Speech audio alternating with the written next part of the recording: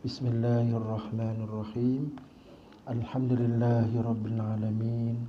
Ar-Rahmanir Rahim. Maliki yaumiddin. Iyyaka na'budu wa iyyaka nasta'in. Ihdinas siratal mustaqim. Siratal ladzina an'amta 'alaihim ghairil maghdubi 'alaihim waladdallin. Amin. Bismillah, bihi nasta'in, wa la 'udwana illa 'alal zalimin. Asyhadu an la ilaha illallah wa nashhadu anna Muhammadan 'abduhu wa rasuluh. Allahumma salli 'ala Muhammad wa 'ala ali Muhammad wa ba'd. Yang dikasihi Fadil Ustaz Arun, Tuan-tuan Haji, ayahanda, kekanda kita sekalian anak-anak dan seterusnya muslim dan muslimat Islam jemaah, terutama Allah yang dikasihi sekalian. Alhamdulillah, alhamdulillah, pada pagi hari ini kita unjurkan lagi rasa syukur kita pada Allah Ta'ala kerana kita masih lagi dibukakan hidayah dan juga kesenangan diri untuk menghadiri tempat-tempat yang sebegini. Tujuannya untuk kepentingan diri kita juga, manfaat diri kita juga, sama ada untuk urusan dunia dan apatah lagi pada urusan akhirat kita. Oleh kerana itu kita rasa tinggi sikit. Boleh ke? Anda duduk tak? Ustaz nampak tergantung kan? Tak apa Ustaz. Tak apa. Tak apa. Yang penting pada kita ialah kita sama-sama pelihara ibadah kita ini dengan kita ikhlaskan diri, perelokkan ikhlas kita ni, dan juga kita benarkan apa yang kita lakukan ini dengan kita sama-sama mempraktikkan apa yang kita pelajari, supaya kita diterima ibadah kita ini di sisi Allah Ta'ala disebabkan keikhlasan dan juga benarnya pada apa yang kita lakukan. Pada masa yang sama, sebagaimana yang kata biasa, kita sama-sama memperbanyakkan niat-niat ketaatan untuk kita mengangkat kualiti amalan yang kita lakukan ini, kerana niat itu mempunyai kesan dan juga peranan yang cukup besar dalam amal ibadah. Sahabat yang dikasihi sekalian, pada pagi hari ini kita sambung lagi pengajian kitab Tanbihul Ghafilin. Kita dengar apa nasihat yang dibawa oleh Imam Abu Lais As-Samarqandi rahmatullahi alaih guna untuk menjaga urusan agama dan kehidupan dunia akhirat kita. Masih kita melihat kepada perbincangan sifat syurga dan juga ahlinya. Sifat syurga dan juga ahlinya, gambaran penghuni syurga. Sahabat-sahabat yang pegang kitab biru ni, yang besar sikit ni, muka surat 73 tuan-tuan ni, muka surat 73. Tapi yang kecil ni rasa macam tak sama muka surat ni.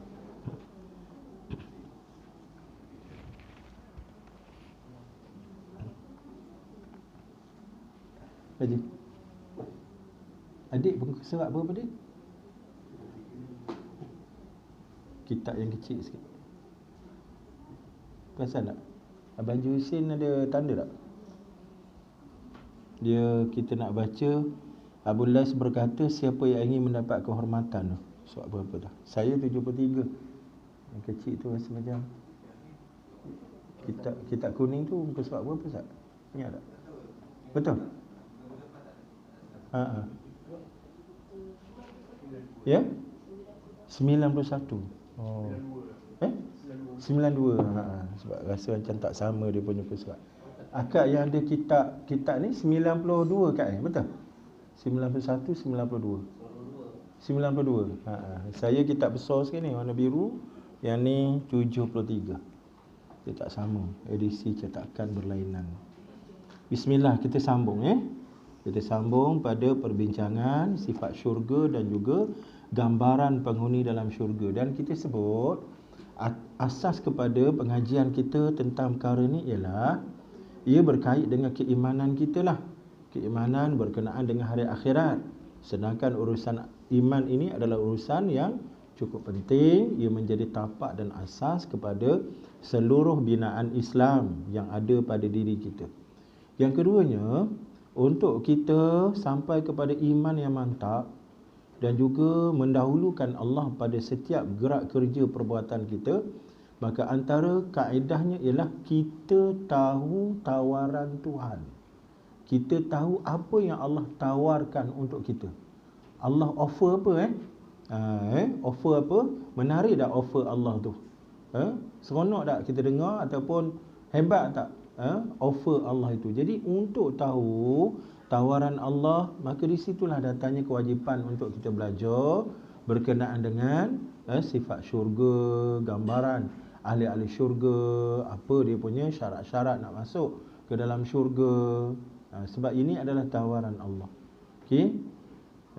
Kita sebut satu lagi dari sudut kekuatan iman ni, kekuatan yang ada pada agama kita ni,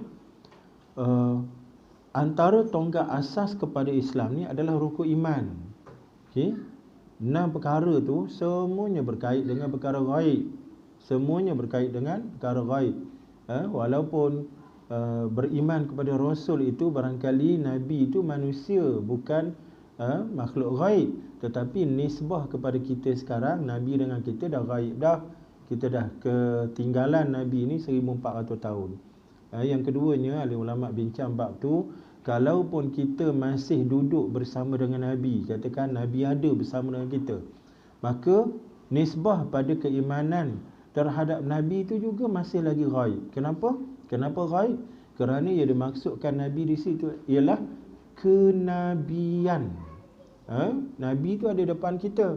Kita bersalam dengan dia, kita dengar dia bercakap, tapi sifat kenabian dia, kerasulan dia, yang tu perkara ghaib. Yang kalau kita dapat hidayah, dapat dia punya bantuan Allah Ta'ala, kita akan nampak dan boleh terima apa yang disebut sebagai kenabian Allah, kenabian Nabi SAW dan kerasulan Nabi SAW. Jadi sifat kenabian dan kerasulan itu tetap juga ghaib, walaupun peribadi Nabi duduk depan mata kita. Kita nak sebutnya 6 perkara tu semua perkara ghaib. Dan sepatutnya bila jadi perkara ghaib, dia menjadi susah pada kita untuk faham. Sebab benda ghaib, kita pergi kepada perkara ghaib yang pertama, iaitulah beriman kepada Allah. Senang tak kita nak kenal Tuhan, nak percaya kat Tuhan? Asalnya susah. Saya guna perkataan asal sebab akhirnya dia jadi senang bila kita belajar. Asal-asalnya dia susah. Kenapa susah? Sebab benda tu ghaib. Contoh, saya nak minta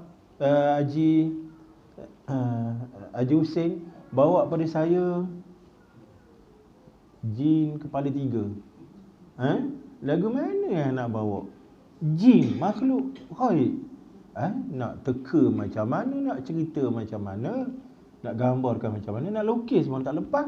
Lukis macam mana, kan ada seorang pengamal perubatan tu, dia lukis gambar jin. Orang boleh takwil, ya ke? Dari mana kamu tahu apa standard yang diguna pakai? Sebab apa? Orang tanya ya ke? Sebab benda tu ghaib. Jadi benda ghaib ni payah nak mana ke? Begitu juga nak percaya tu payahlah lagi sebab benda ghaib. Kemudian dari sudut lain, benda ghaib ni ramai orang boleh ambil kesempatan untuk dakwa dan dakwi. Dakwi ni pasal benda ghaib. Jadi bila dia dakwa dan dakwi, orang-orang yang lemah akal, yang mudah terpengaruh, akan jadi mangsa lah, terperangkap dengan skema-skema agama yang menggunakan isu-isu ghaib ni sebagai bahan untuk menipu. Itu yang berlaku dalam ajaran-ajaran sesat. Ajaran-ajaran sesat. Tapi bila kita pergi kepada laluan rukun iman, 6 perkara ni, dia tak jadi lagu tu.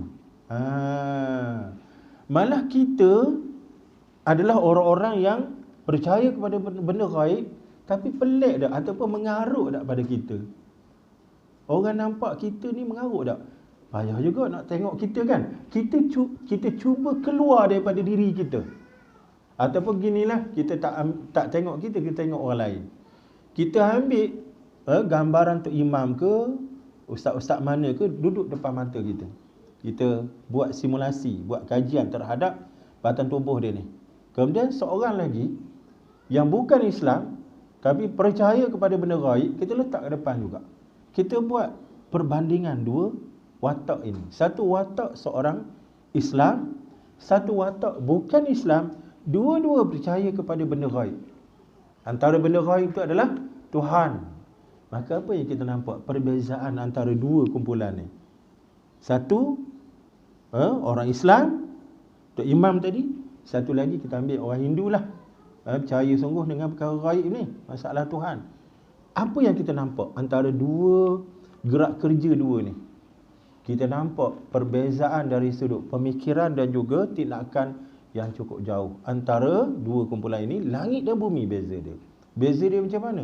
Orang Islam ni walaupun dalam diri dia tu ada perkara gaib, tapi dia adalah seorang yang sistematik, yang terpimpin, seorang yang terurus, seorang yang gerak kerjanya tidak melampau, seorang yang pemikirannya tidak huru-hara, tidak bercampur dengan benda-benda khurafat, benda-benda yang karut-marut. Padahal gaib itu cukup mudah dikaitkan dengan khurafat, benda gaib cukup mudah dikaitkan dengan karut-marut. Tapi kenapa orang Islam tak jadi orang yang karut-marut, tak jadi orang yang khurafat? Hak ni pula, ya Rabbi, itu orang kata sampai ke tahap Tuhan bersepah-sepah.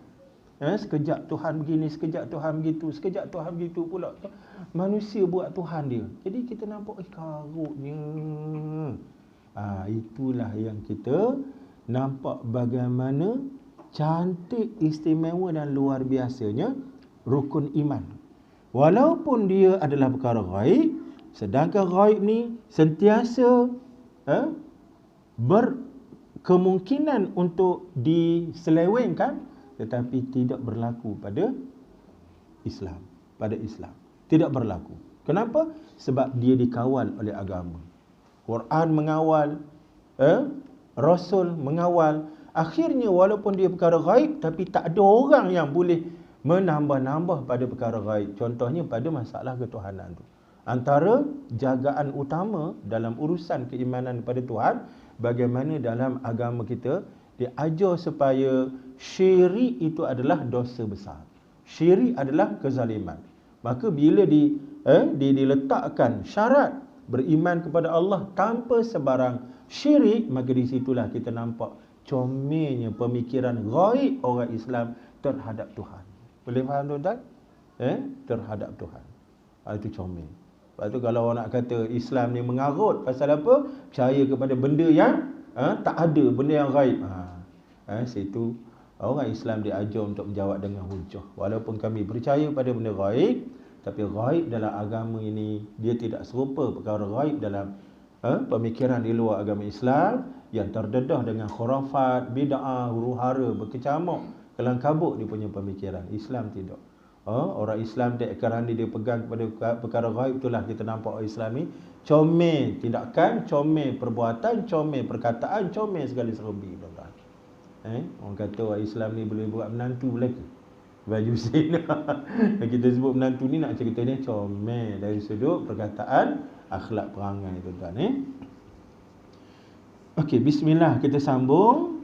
Imam Abul Laith Samarqandi rahmatullah alaihi berkata, ke surat 73 ni, siapa yang ingin mendapat kehormatan itu, hendaklah menepati 5 perkara. Apa yang disebut kehormatan itu? Iaitulah nikmat menjadi ahli syurga.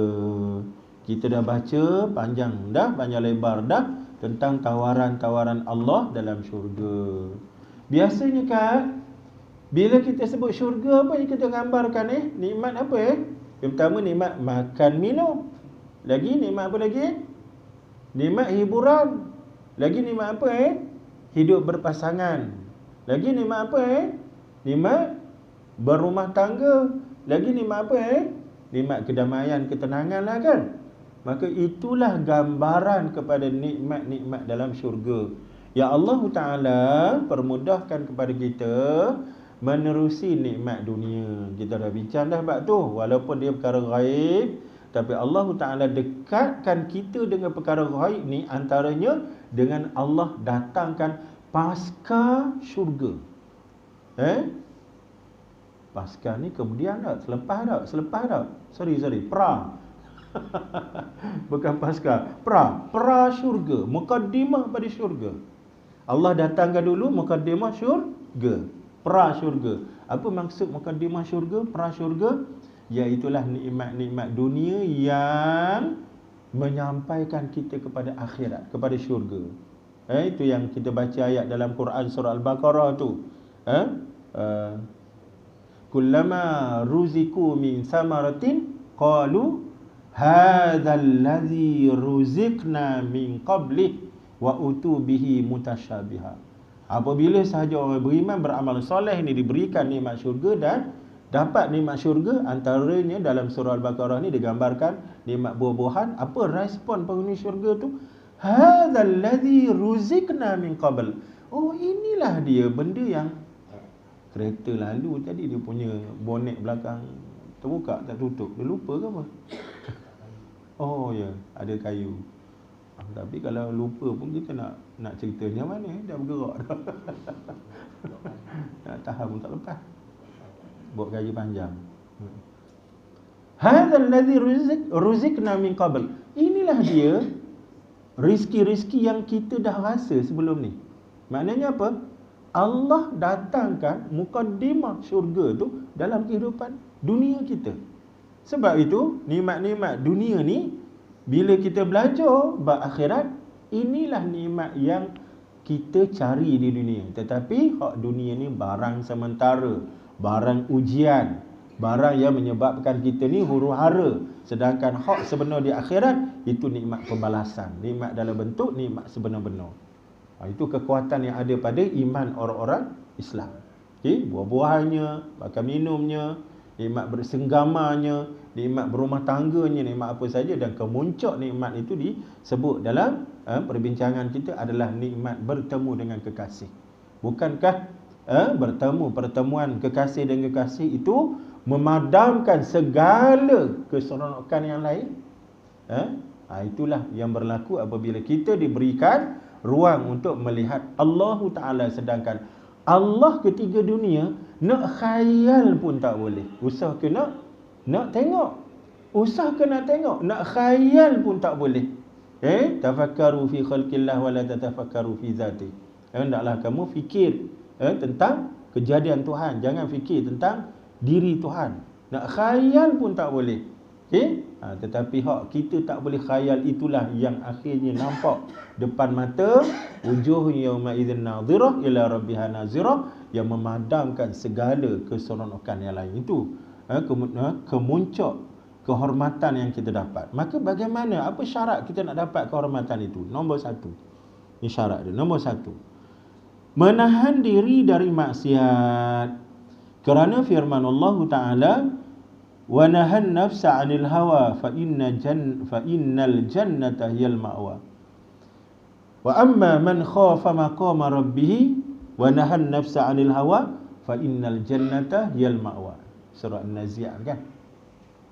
Barang siapa yang wa amma man khafa maqama rabbih, barang siapa yang gerun terhadap kedudukan Allah Ta'ala, wa amma man khafa maqama rabbih wa nahan nafsa 'anil hawa, pada masa yang sama dia menahan nafsu dia, maka Allah janjikan fa innal jannata hiyal ma'wa. Allah janjikan syurga adalah tempat kediaman dia. Ini janji Tuhan.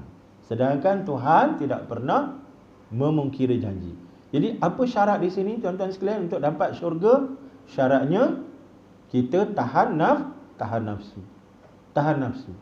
Dan bagaimana nafsu ni kita nak didik dia, nak kontrol dia? Syaratnya ialah kita mesti ada rasa takut pada Tuhan. Itu syarat dia. Bagaimana takut pada Tuhan tu boleh hadir pada diri kita? Sudah tentu tidak kita mesti kenal Tuhan. Ma'rifatullah.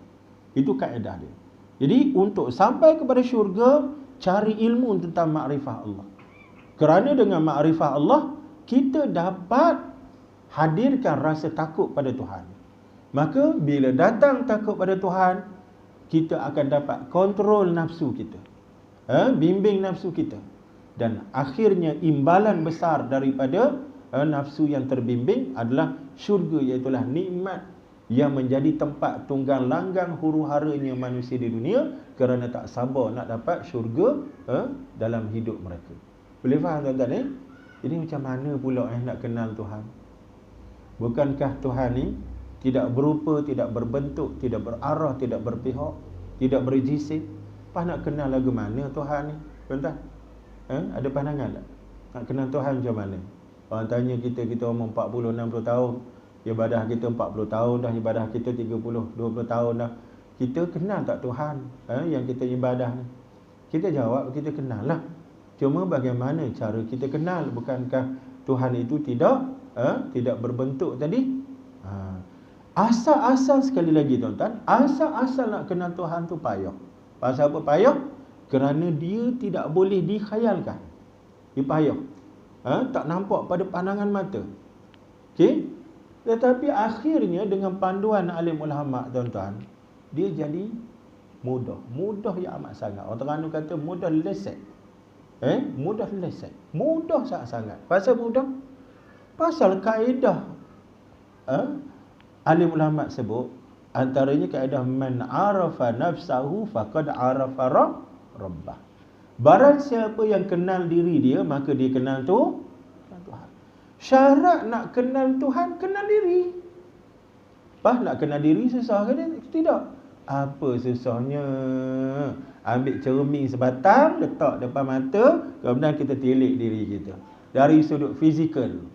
Kemudian kita tilik pula dengan cermin ilmu, tilik pula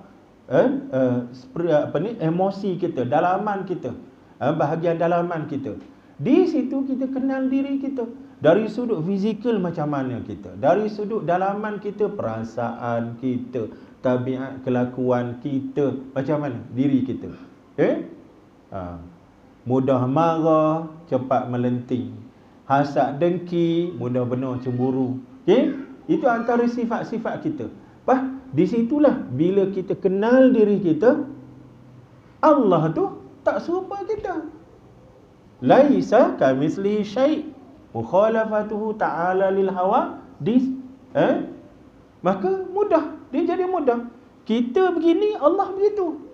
Asalnya Allah payah nak kenal, tiba-tiba jadi senang kerana kaedahnya kita kenal diri. Kaedah yang alim ulama ajar kepada kita. Satu. Yang kedua, nak kenal Tuhan ialah dengan kita tidak bayangkan Tuhan. Allah tu apa? Allah tu ialah sesuatu yang kamu tak boleh nak bayang. Kalau datang Allah dalam keadaan gini, semua tak betul. Itu bukan Allah.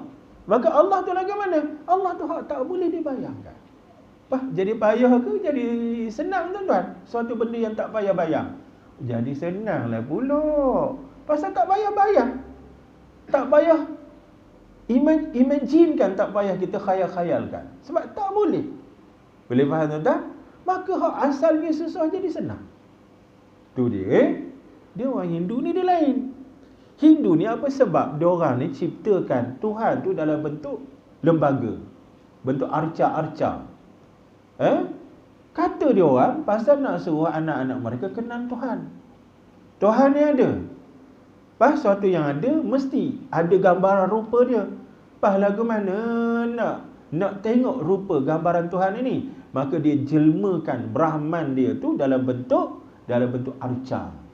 Kaedah dia kata dia mayakan dia punya idol tu dalam bentuk arca. Maka muncullah arca-arca, tangan 4, kepala gajah, rupa macam pahlawan berkuda. Itu semua gambaran-gambaran yang dirupakan di luar secara fizikal untuk menyenangkan anak-anak mereka kenal Tuhan. Kita pula bila kita tengok keadaan diorang ni menjelmakan Tuhan dalam bentuk manusia ataupun lembaga yang berketut, kita nampak dari sudut logik akal, lagu ni ke Tuhan? Mana lebih Tuhan dengan kita? Nampak macam serupa dengan kita. Malah barangkali hadir di antara kita hak lagi smart, lagi macho banding dengan Tuhan yang digambarkan pada arca-arca itu. Jadi di situlah datangnya kelemahan cara beragama, agama-agama di luar Islam. Apabila mereka mengkhayalkan Tuhan dalam bentuk fizikal, sedangkan pergi kepada Islam, Tuhan itu bukan sesuatu yang digambar dalam kepala. Jadi asal nak kenal Tuhan susah, dia jadi senang. Sebab tak payah khayal. Tuan pernah dengar cerita raja beli pakaian ajaib. Pakaian apa? Pakaian hak mata tak boleh tengok. Mata tak boleh tengok. Pakaian ajaib. Maka tersebut kisah ni apabila dia dapat dia didatangi oleh dua orang apa orang panggil buat kain ni apa panggil apa? Jahit baju. Tailor. Dua orang tailor yang mempunyai kelebihan luar biasa buat baju ajaib. Jadi dia tunjuk orang pada raja. Macam mana dia tunjuk baju pada raja ni? Dia bawa beg satu, dia keluarkan pakaian daripada beg tu, dia tayang kat raja. Tayang kat raja. Raja tengok tak ada apa-apa. Tapi dia kata, itulah ajaibnya pakaian tu. Mata tak nampak. Pahak pengampu-pengampu ni pula tengok raja syok semacam pengampu apa lagi. Paduka tengok ajaib betul pakaian tu. Oh, hebat. Jadi raja pula dalam keadaan mamai macam tu anggap ajaib sungguh pakaian tu. Ajaib sungguh.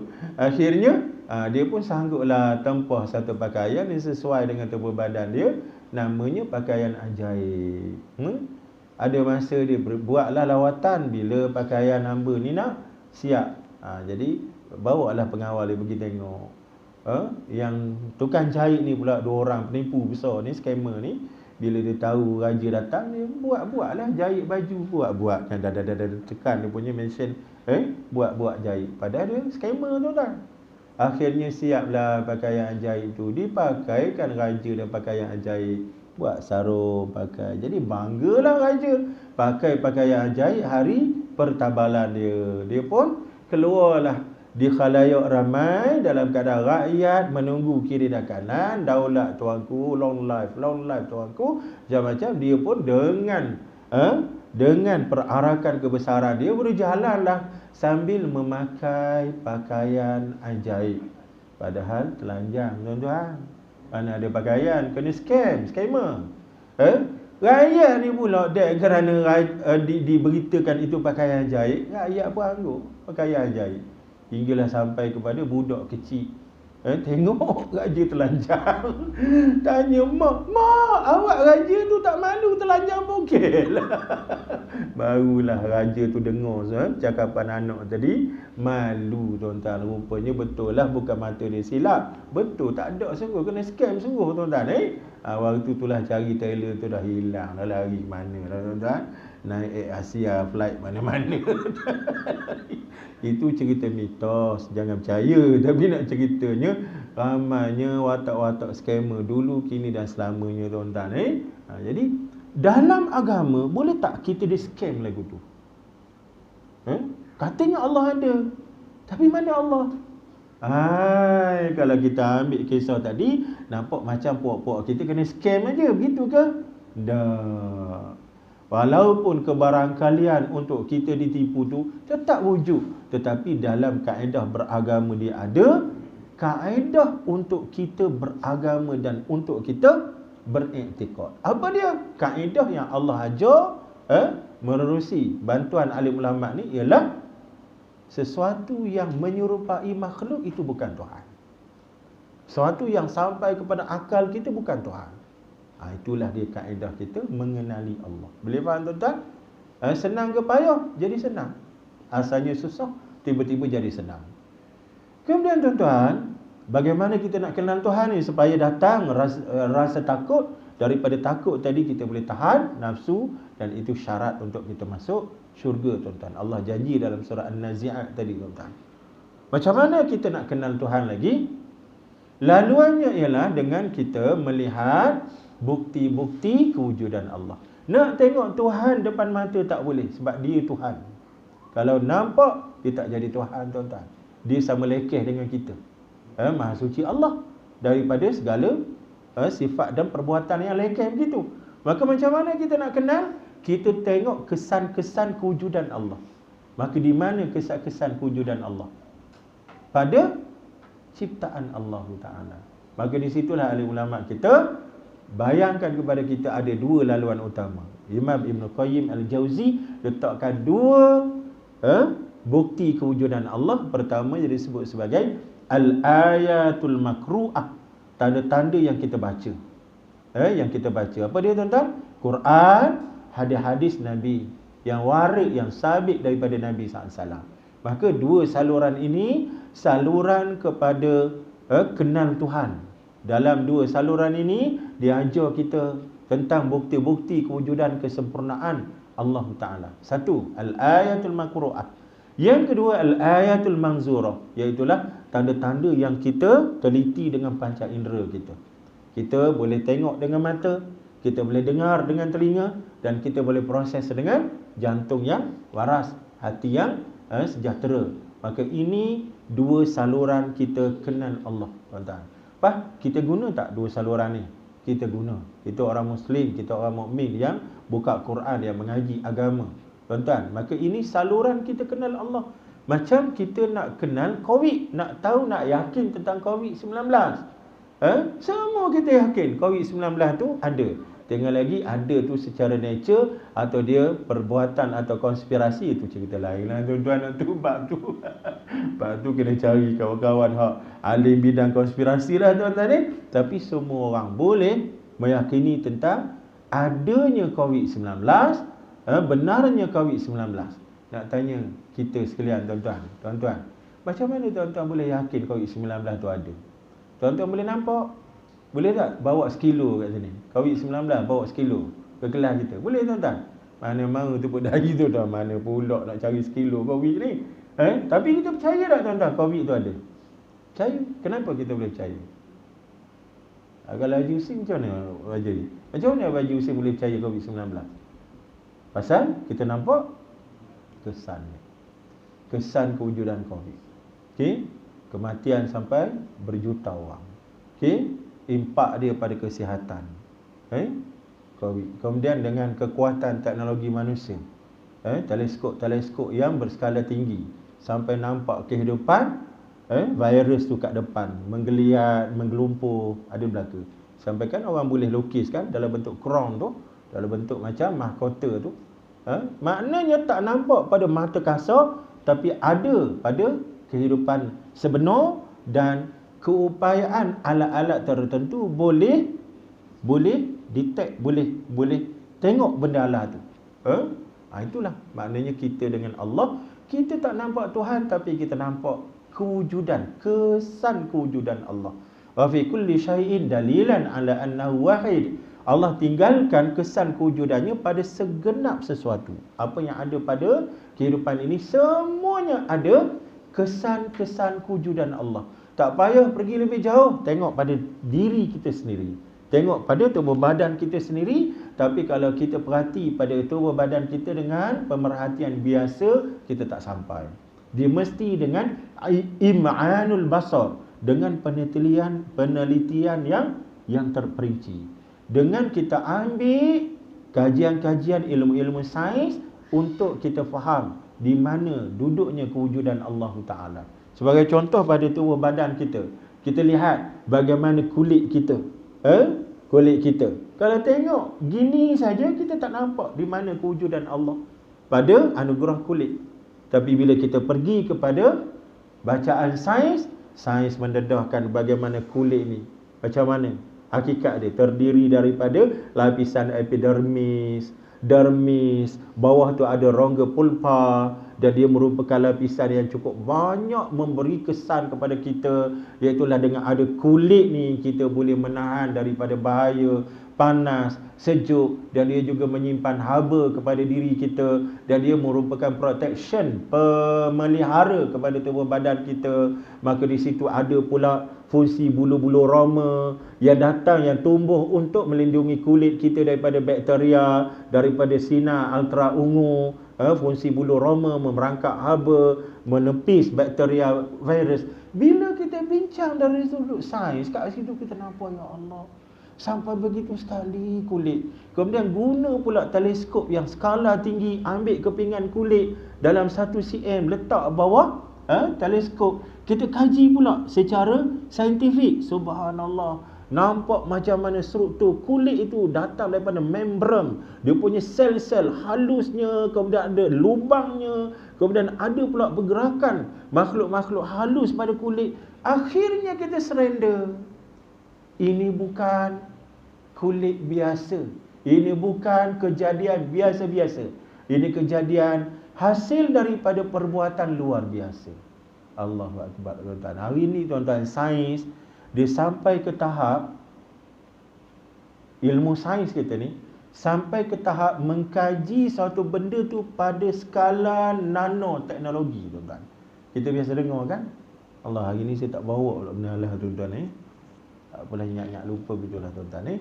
Pada skala nanoteknologi. Apa maksud nanoteknologi ni, tuan-tuan? Iaitulah dunia sains hari ni, diorang boleh selongkar makhluk yang ada dalam kehidupan kita ni sampai pada tahap angka yang terkecil 10 kuasa tolak 9. Angka yang paling kecil 10 kuasa tolak 9. Apa makna tu, tuan-tuan? 10, kalau kita tukar dalam angka biasa, 0.0000000001. 1. Ini orang panggil angka nano. Kita sekarang, kita dengan menggunakan mata kita tengok satu benda yang kecil yang merayap atas lantai. Apa yang kita boleh tengok, tuan-tuan? Kita ambil contoh semut. Kita ambil contoh semut seekor. Ambil semut yang masih lagi mata kita boleh nampak. Ambil semut tu, kita ukur dengan pembaris. Agak-agak berapa cm tu? Adalah lebih kurang 2 cm, ni tak? Atau 10 mm, 20 mm. Kecil je. Okey, dalam 2 cm gitu. Maknanya apa, Kak? Kalau benda yang lebih kecil pada semut, mata kita mampu tak tengok? Tak mampu. Kalau nak tengok pun kita pakai spek mata, bantuan 2 mata lain, atau kita perhati betul-betul apa benda pula merayap-rayap, meremuk-remuk tu. Loh, ada cucu semut. Cucu semut lah tak? Kecil sikit pada semut biasa tu. Maknanya keupayaan mata kita boleh tengok objek pada tahap milimeter tadi. Barangkali 20 mm, barangkali 2 cm tadi. Itu keupayaan mata kita. Adakah makhluk Allah sekadar tu? Tidak. Kajian sains jumpa sampai 0.00000000 nano tadi, dengan menggunakan teleskop yang berkuasa tinggi, teleskop elektron, tuan-tuan. Maka bila diproses dengan teleskop elektron, dilihat berlambak-lambak dia punya makhluk yang ada pada tahap nanoteknologi. Subhanallah. Itu pun sains mendakwa masih ada lagi sampai ke tahap 10 kuasa tolak 24. Subhanallah.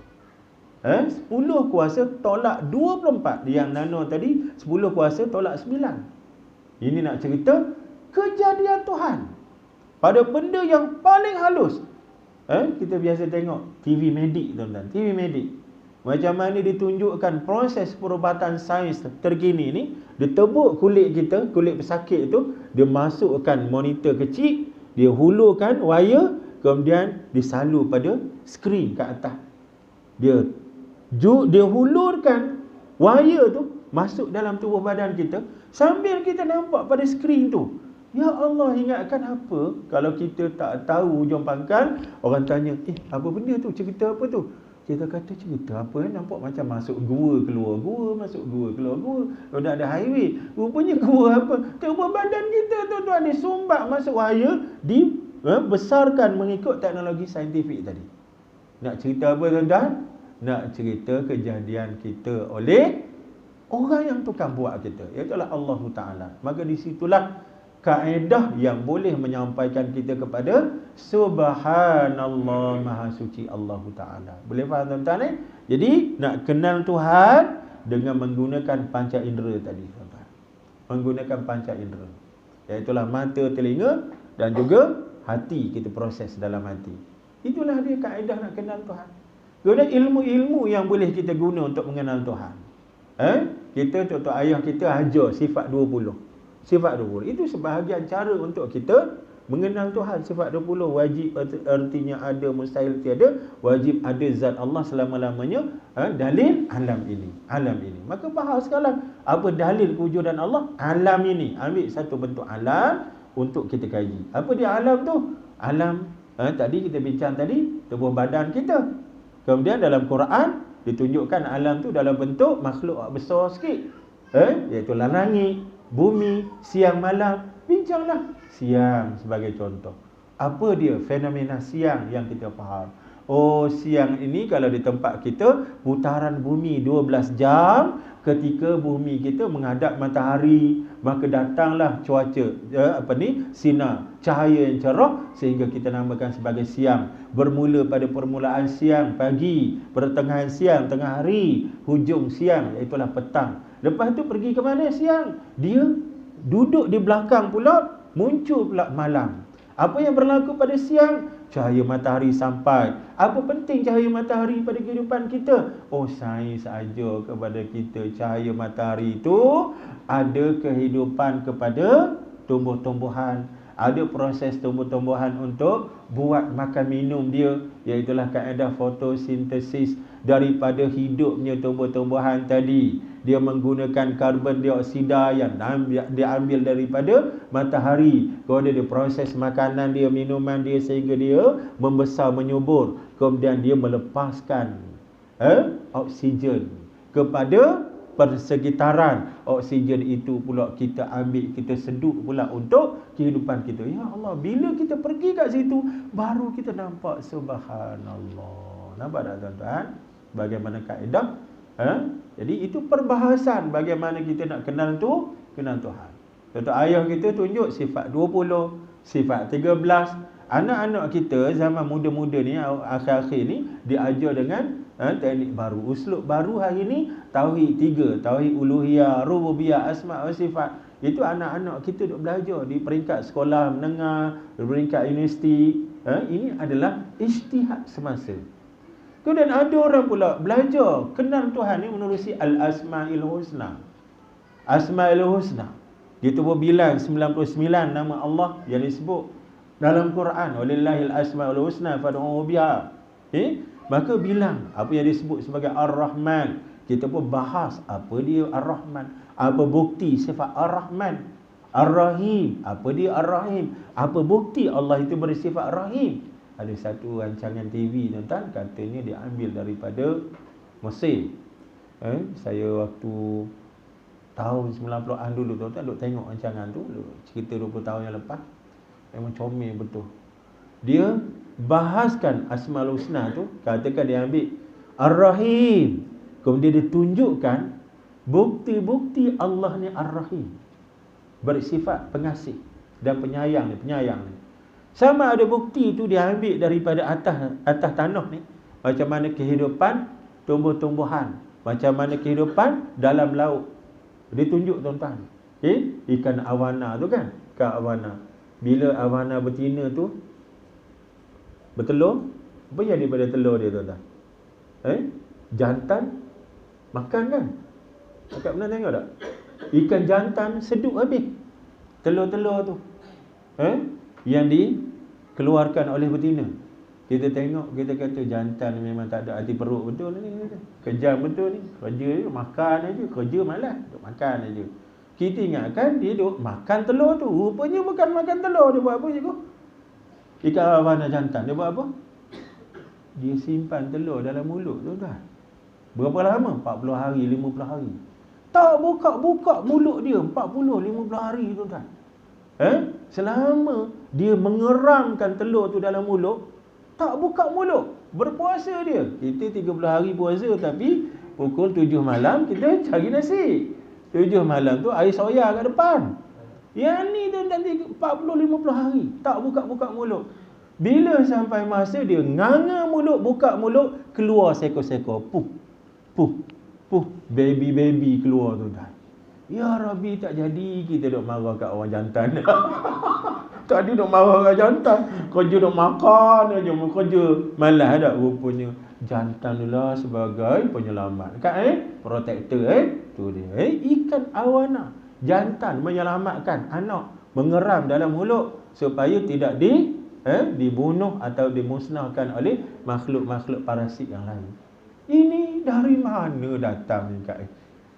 Siapa yang atur segala benda ni? Maka di situlah dikaitkan dengan sifat Allah Ar-Rahman, Ar-Rahim, Al-Malik, Al-Muhaimin sebagai pengawal penjaga. Subhanallah. Nampak tak tuan-tuan ni? Ini antara kaedah kita mengenal Tuhan. Yang penting akal kita berfungsi dan kita buat kerja, bukan duduk bermalas-malasan kemudian mendakwa itu dan ini. Aku dah beriman, aku dah tahu. Tidak, bukan begitu. Iman tidak hidup sebegitu. Iman hidup dengan kita gerakkan akal, fikiran, berada di tempat-tempat kuliah pengajian seperti ini untuk kita bincang di mana iman yang Allah Ta'ala sudah munculkan dalam kehidupan kita pada setiap masa. Jadi tuan-tuan ni, untuk kita kenal Tuhan. Jadi kenallah dengan ilmu yang ada. Itu ijtihad semasa.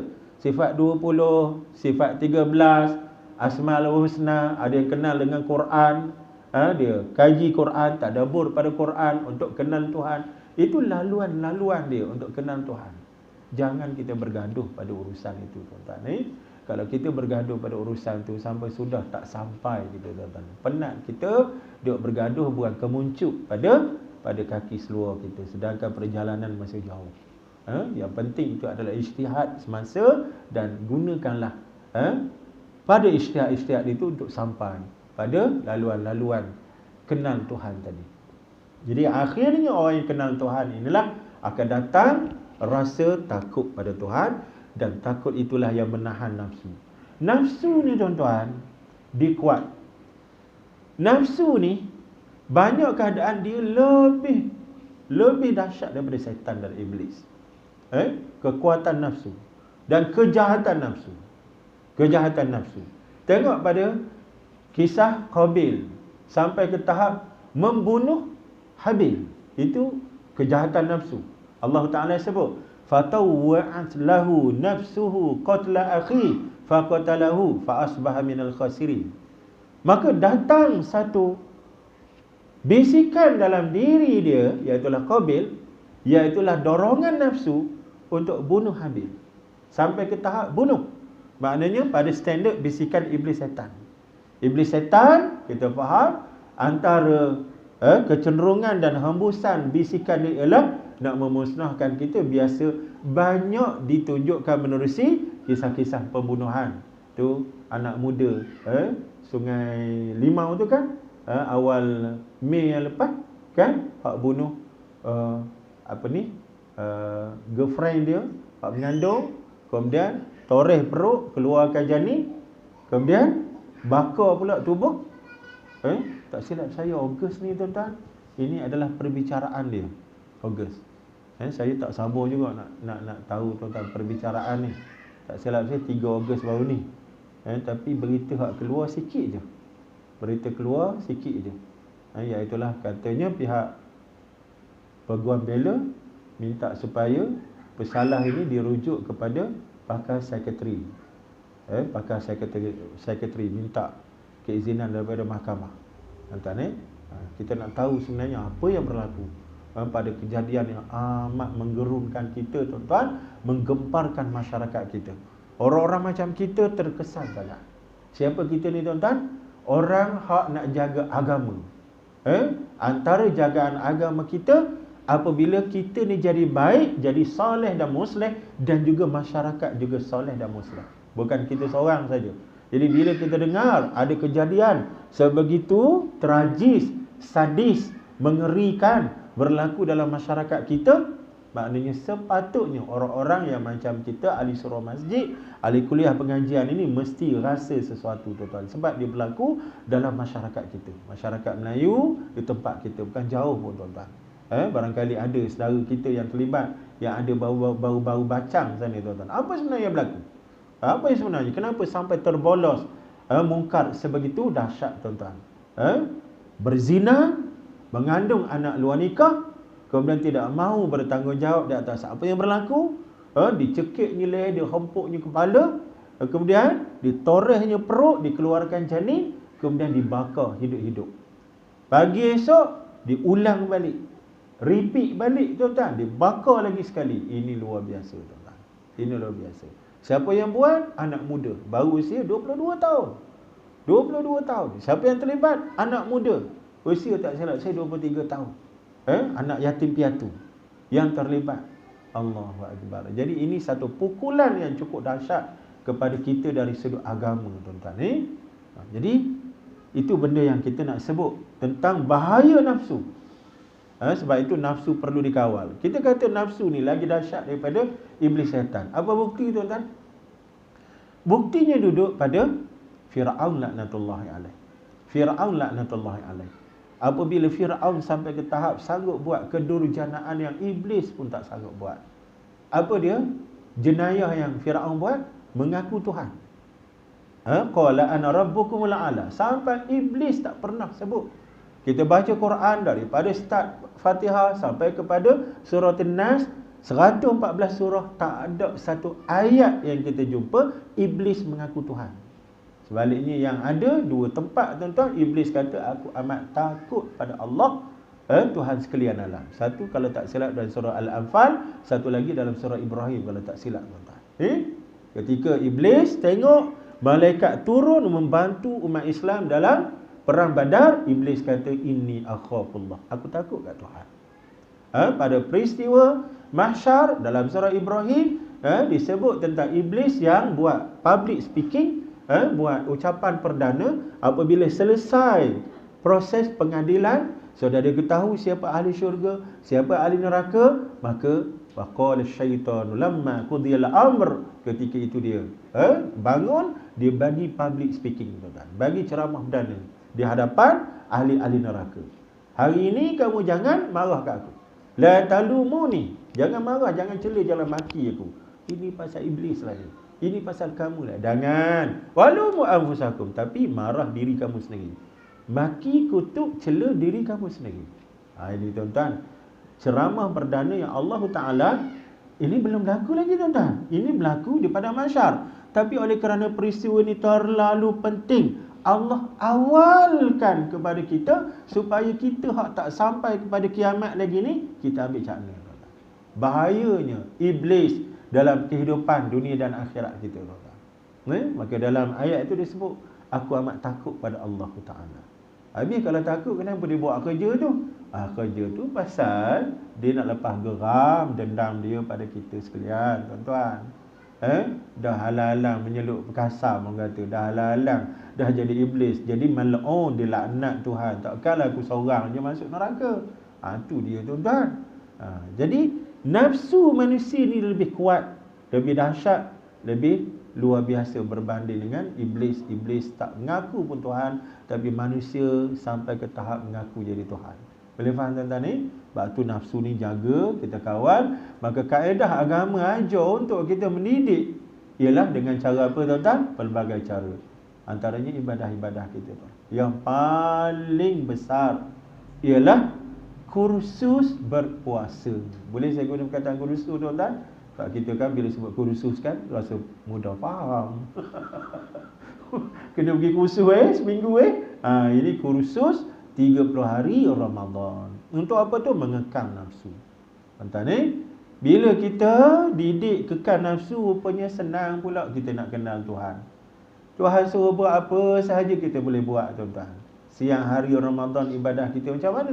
Malam hari Ramadan ibadah kita macam mana? Bila nafsu kita dibimbing. Sampai begitu sekali tuan-tuan Jadi ini kaedah untuk masuk syurga, iaitu menahan maksiat.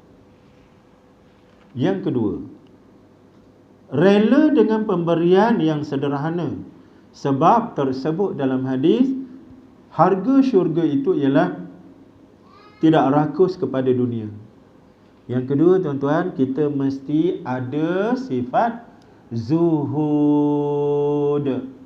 Biasa dengar zuhud tuan-tuan? Hadis Nabi SAW, samalul jannah az-zuhdu fid dunya.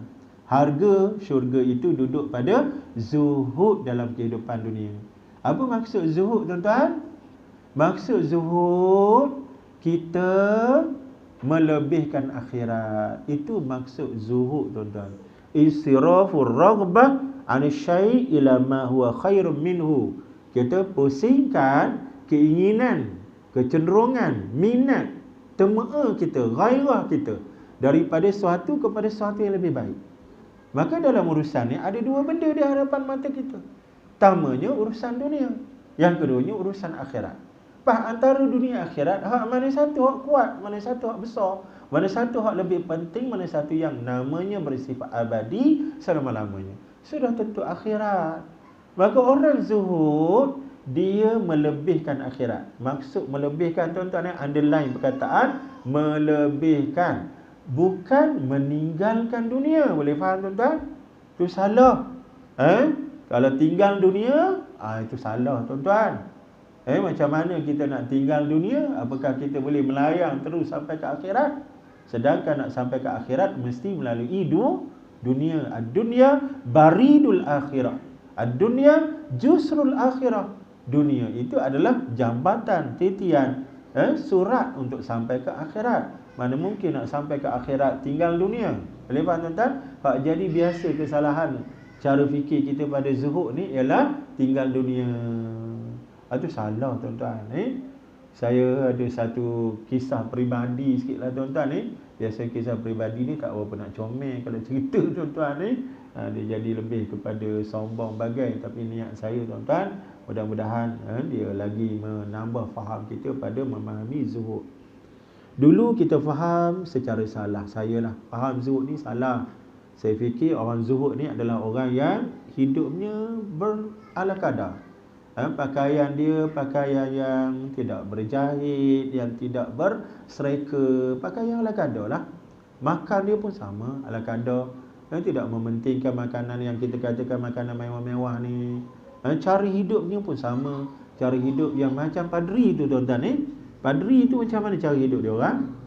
Terlalu berala kadar. Malah dia orang ni, lagi mereka boleh menderitakan diri mereka dalam kehidupan dunia, lagi mereka faham dekat dengan Tuhan. Dekat dengan Tuhan. To be a pious man, to be a saint, dia mesti avoid dunia ini. Untuk jadi pious man, manusia yang baik, yang alim, saint, wali Tuhan, dia mesti hindarkan daripada dunia. Itu yang padri punya cara hidup, tak berkahwin. Tak berkahwin. Kita dah bincang dalam bab tu. Akhirnya apa yang berlaku? Bila nafsu kahwin ini disekat secara salah, akhirnya padri ini penuh dengan skandal anak haram, skandal pelacuran dan perzinaan di Vatican City. Cari kisah dia tuan-tuan, dalam skandal Vatican City. Itu cerita dia. Malah ada dalam filem-filem dia buat menunjukkan tentang kezaliman itu berlaku tuan-tuan. Banyak filem dia buat. Menyelongkar kehidupan gelap di sebalik biara dan juga gereja. Jadi tuan-tuan, kat mana tadi? Tentang zuhud. Tentang zuhud. Ada satu kisah. Waktu tu saya di Universiti Malaya tuan-tuan, petang dapat maklumat satu petang tu akan ada kuliah maghrib yang disampaikan oleh almarhum Datuk Dr. Harudin, Profesor Harudin. Jadi kita kenallah Dr. Harudin jauh-jauh. Kita tahulah ulama'nya dia ni, alimnya dia. Maka teruja sangat tuan-tuan. Terutama saya lah, tak sabar dengan tarikh tu. Akhirnya bila sampai tarikh tu, datanglah almarhum ni tuan-tuan. Tapi saya terkejut sangat. Kenapa terkejut tuan-tuan? Dia datang dengan Prado. Tahu Prado tuan-tuan? Ini tahun 94 begitulah. 94, 95 begitulah tuan-tuan. Datang dengan Prado. Kemudian ada driver sebelah. Dia duduk sebelah. Dan tu saya punya respect hilang tuan-tuan. Pasal apa? Pasal saya fikir itu tidak zuhud. Macam mana seorang ulama tak ada zuhud? Guna Prado. Akak kenal tak Prado ni? Sekarang dia balik kan, dia cuik member. Milah. Peradu tu apa? Lah dia giling apa? Peradu tu apa? Peradu tu kalau learning ke apa benda learning. Ayah kau Ustaz, kita tak reti bab tu Ustaz. Alfat welfare lah dah Tapi rasa tinggi lagi. Tahu tu peradu tu lah, masa tu hak kata orang hebat lah kan. Dia naik peradu tuan-tuan. Jadi saya punya respect hilang. Dia kata macam mana seorang ulama yang hebat tiba-tiba tak ada zuhud, berkenan dengan dunia, dengan dunia, tenggelam dengan dunia. Macam-macam lah saya duk kutuk dalam hati tuan-tuan. Jahat betul kan nafsu ni kan. Tapi tuan-tuan tahu tak malam tu kuliah dia tentang apa? Saya pun tak ingat tajuk dia tuan-tuan. Tapi ulasan dia malam tu ialah menjawab suara hati saya. Subhanallah. Betul-betul ceramah dia malam tu seolah-olah dia tuju pada saya. Saya pula kalau kuliah saya memang saya duduk depan sekali tuan-tuan. Saya duduk depan, saya duduk pandang depan. Tangan saya catat nota. Jadi malam tu saya catat. Apa yang dia jawab? Dia jawab tentang zuhud. Subhanallah. Sedangkan itulah yang saya duduk ngomel dalam mulut, dalam hati tuan-tuan. Dia jawab saya. Dia bawa kisah dua orang zahid, alim Kufah dan alim Basrah. Dia jawab kisah alim Kufah, alim Basrah. Dia kata ada dua orang alim ni, tok guru besar. Seorang namanya alim Kufah, seorang namanya alim Basrah. Alim Kufah mengamalkan kehidupan zuhud, iaitulah ala kadar, pakaian lebih kurang, serba-serbi lebih kurang. Manakala alim Basrah mengamalkan kehidupan eksklusif. Hebat. Dia ada sesuatu, dia tunjukkan pada pakaian, pada gaya semua tu. Kemudian pergilah untuk mereka berjumpa dengan seorang tok guru lain. Bila saja berada di majlis tu, tok guru ni tengok alim Kufah ni bawa masuk slipper dia, bawa masuk dalam majlis.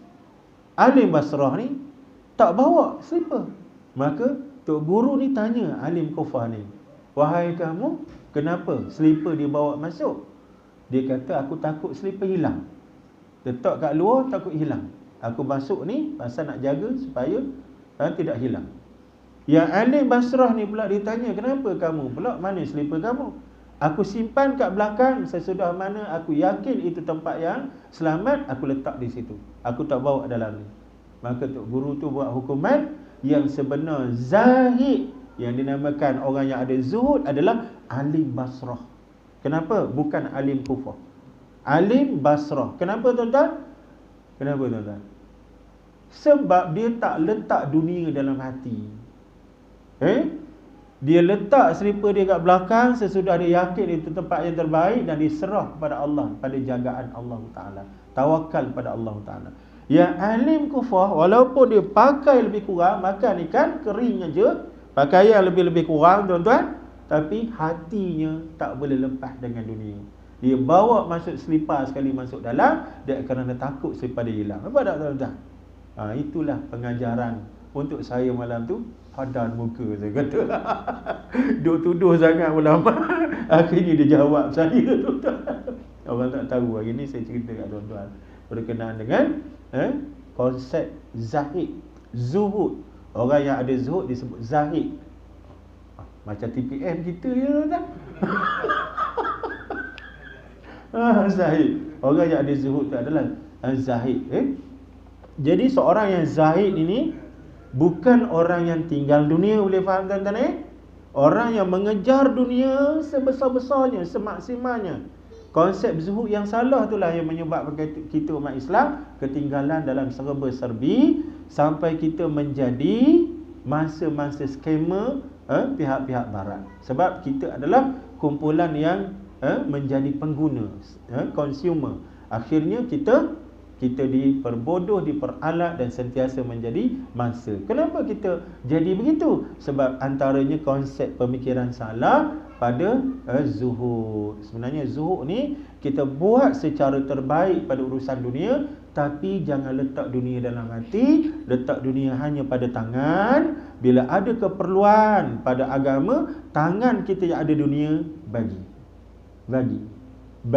Pasal apa? Kita utamakan akhirat. Senang tak?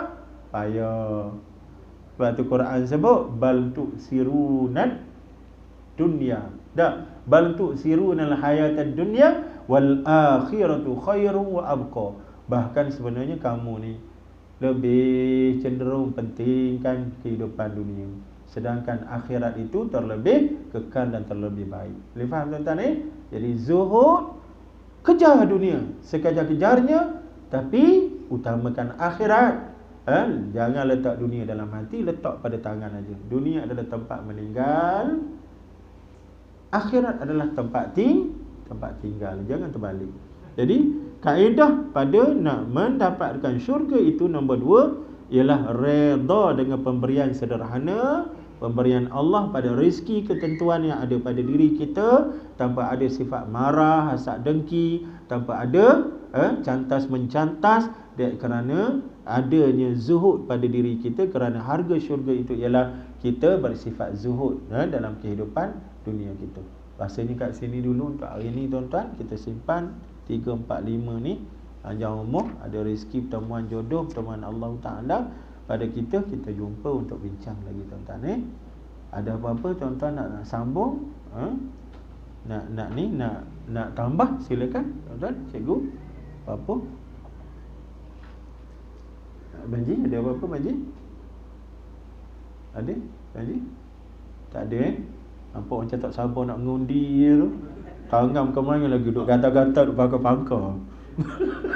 Merata-rata dia pangkar.